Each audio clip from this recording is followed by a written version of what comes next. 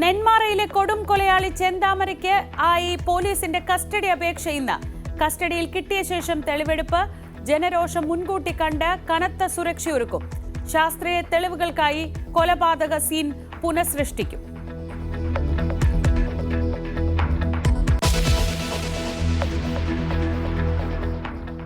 ചോറ്റാനിക്കരയിൽ POCSO case അതിജീവിതയെ കൊല്ലാൻ ശ്രമിച്ച കേസിലെ പ്രതിയുമായി ഇന്ന് തെളിവെടുപ്പ്. പ്രതി അനൂപിനെ പെൺകുട്ടിയുടെ വീട്ടിൽ കൊണ്ടുവരും. പെൺകുട്ടിയുടെ നില ഗുരുതരമായി തുടരുന്നു. അപകടനില തരണം ചെയ്തിട്ടില്ലെന്ന് ആശുപത്രി.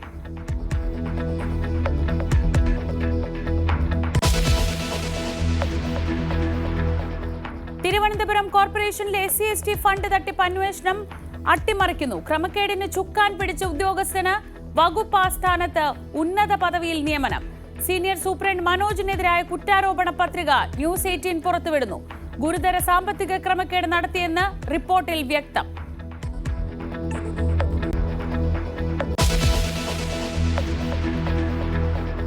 UDF മലയോര സമരയാത്രയിൽ ഇനി PV അൻവറും. ഇന്ന് നിലമ്പൂരിലെത്തുന്ന യാത്രയോടൊപ്പം ചേരും. VD സതീശൻ നയിക്കുന്ന യാത്രയ്ക്ക് എടക്കരയിൽ സ്വീകരണം രാവിലെ 10-ന്.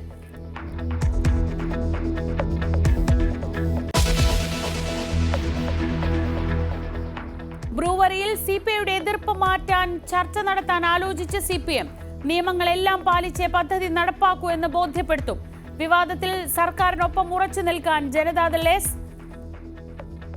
മന്ത്രി കൃഷ്ണൻകുട്ടിയെ മാറ്റില്ല.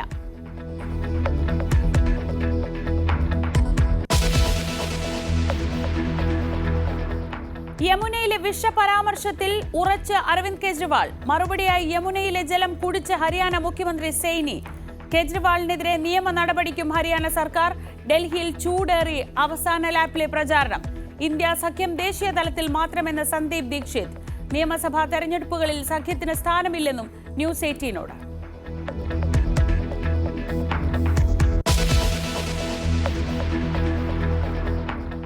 അമേരിക്കയിലെ അനധികൃത കുടിയേറ്റക്കാരെ ഗ്വാണ്ടനാമോ ജയിലിൽ അടയ്ക്കാൻ ഡൊണാൾഡ് ട്രംപ്. 30,000 കട്ടിലുകൾ സജ്ജമാക്കിയെന്ന് US president.